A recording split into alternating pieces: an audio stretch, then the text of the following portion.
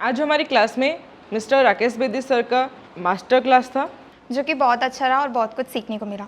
अब एग्जाम्पल आपको एक सीन करना है कि आपके मदर की डेथ हो गई, तो आप बोलेंगे मैं इमोशन को कैसे लाऊं, तो अपनी माँ को मार दोगे क्या? हाय सर, मेरा नाम लोहिस्मिता मिश्रा है। मेरा सवाल आपसे ये है कि हम जब कोई कैरेक्टर करते हैं उसकी जो इमोशंस का डिमांड होता है और हम रियल लाइफ में उस टाइम जो इमोशन पे होते हैं तो उसको हम कैरेक्टर के साथ कैसे ढलें। अब एग्जाम्पल आपको एक सीन करना है कि आपके मदर की डेथ हो गई, ठीक है, पर आपकी माँ तो ठीक है, आपकी मदर की डेथ नहीं हुई है, तो आप बोलेंगे मैं इमोशन को कैसे लाऊं, तो अपनी माँ को मार दोगे क्या?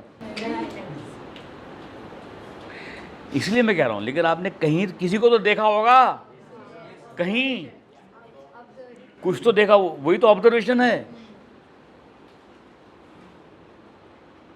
That's what I'm saying, that you have to,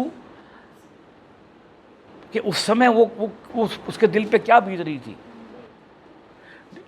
हमारे एक्टिंग में एक चीज़ होती है रोल प्ले,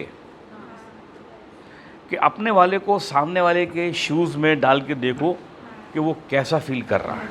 वो एक कांस्टेंट एंडीवर है, कांस्टेंट एफर्ट है वो, कि अपने आप को सामने वाले की पोजीशन में रख के देखो तो आपको उसकी इमोशन, उसके पेन का मालूम पड़ेगा। और ये जो आपने बोला, ये हर एक चीज़ थोड़ी आपने एक्सपीरियंस करता है लाइफ में। आप एक नॉर्मल ह्यूमन बीइंग है यार, आपके साथ जितने एक्सपीरियंस लाइफ में सबके साथ होते हैं आपके साथ हो रहे हैं।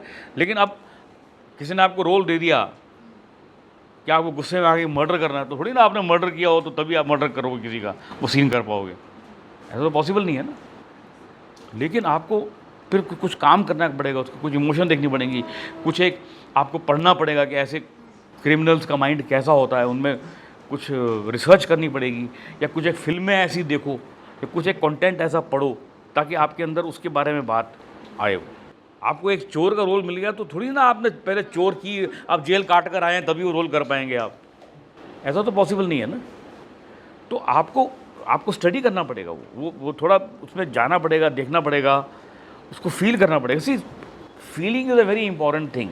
आप कितना फील करते हैं। एक एक्टर को क्या क्या चीज़ें मायने रखती है? जब भी ऑडिशन पे जाए, सिलेक्शन पे ज़्यादा ध्यान मत दीजिए, आपके परफॉर्मेंस पे ज़्यादा ध्यान दीजिए। अपनी वॉइस को हमेशा न्यूट्रल रखिए। ऑडिशन के स्क्रिप्ट को कैसे अच्छे से एनालाइज करते हैं उसके बाद याद करनी चाहिए, डायरेक्ट रटना नहीं चाहिए उस स्क्रिप्ट को। आर्टिकुलेशन एंड जस्टिकुलेशन ये मैंने सीखी, ये मेरे लिए बिल्कुल नया था। इमेजिनेशन कितनी ज़रूरी है।